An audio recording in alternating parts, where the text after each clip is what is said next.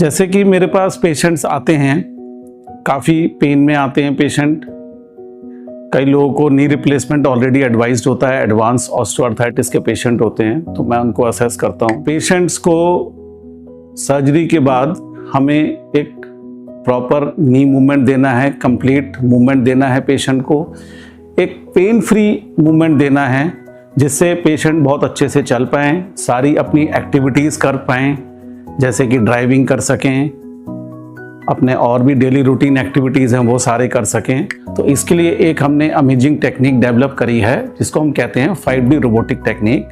हम एक 3D CT scan करते हैं और उससे पेशेंट का एक अलाइनमेंट निकालते हैं। हम एक प्रॉपर इम्प्लांट की एक पोजीशन देखते हैं, इम्प्लांट का प्लेसमेंट देखते हैं, साइज़ देखते हैं, जिससे कि पेशेंट को बाद में सर्जरी के बाद पेन ना हो और पेशेंट जल्दी रिकवर कर सके।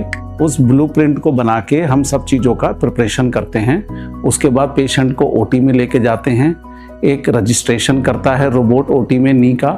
उसके बाद फिर रोबोट सर्जरी स्टार्ट करने से पहले हमको बोलता है कि एक रियल टाइम मोशन में आप एक मूवमेंट करके देखो, जिससे पता चले पेशेंट का कहीं मूवमेंट स्टक तो नहीं हो रहा है। तो हम उसका एक मूवमेंट करके देखते हैं और कहीं पर भी अगर स्टक हो रहा है तो रोबोट उसको मॉडिफाई करेगा, एडजस्ट करेगा और मेरे को पूरा एक 0 to 140 डिग्री मतलब एक कंप्लीट मूवमेंट बना के देगा, जिससे पेशेंट अपनी सारी रूटीन एक्टिविटीज़ कर सके, क्रॉस लेगेड बैठ सके और कहीं पर भी स्टक ना हो, जिससे कोई पेन ना हो पेशेंट को सर्जरी के बाद। फिर रोबोट बोनी रिसेक्शन लेता है और उसके बाद फिर हम इम्प्लांट प्लेसमेंट करते हैं और फिर पेशेंट को हम बाद में पोस्ट ऑप में ऑलमोस्ट 4 से 6 हफ्ते में पेशेंट रिकवर हो जाता है और अपनी सारी एक्टिविटीज़ पेन फ्री कर सकता है।